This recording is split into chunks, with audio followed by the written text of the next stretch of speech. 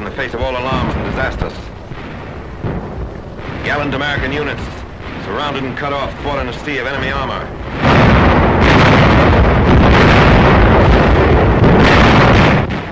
Anti-aircraft guns were fired point blank as anti-tank guns until they were overrun.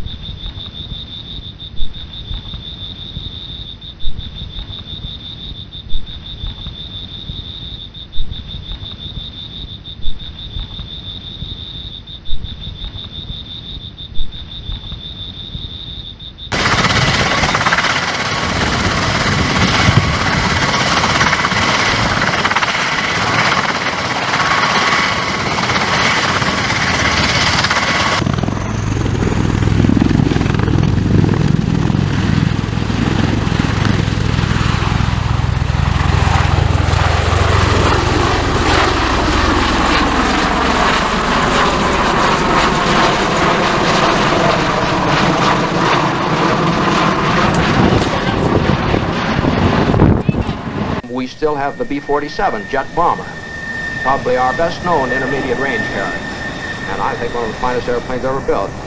For the last 6 or 7 years, the B-47 has been the all-around workhorse of the Strategic Air Command, capable of delivering nuclear weapons from the perimeter of our defensive line, from the bases of NATO and other allied countries to almost any target we might have to strike.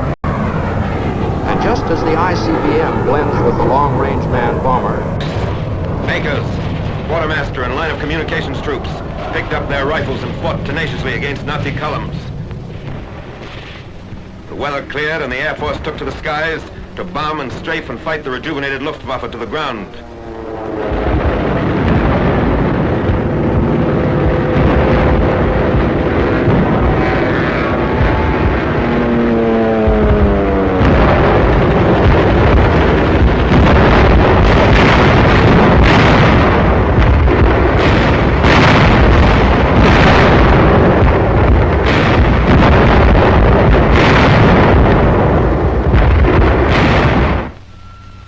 The army held in Belgium.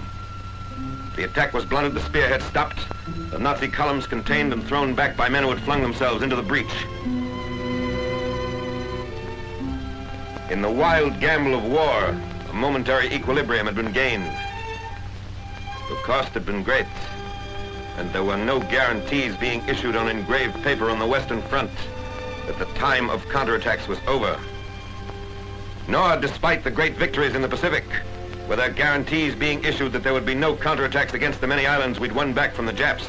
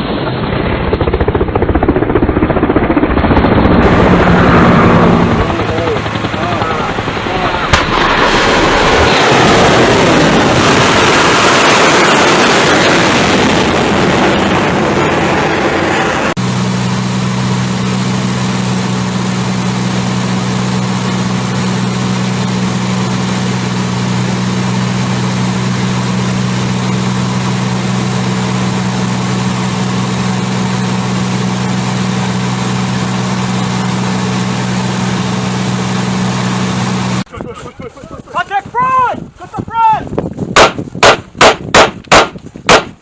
Push! Back the boat! Okay, hold it to the front! Go!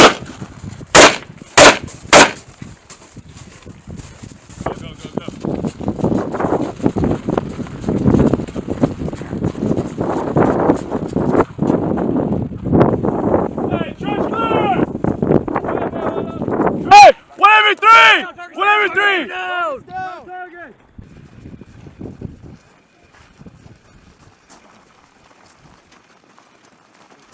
First team, you're not engaging. Hey, do not shoot targets on the left. Do not shoot targets on the left. Do not shoot targets on the left.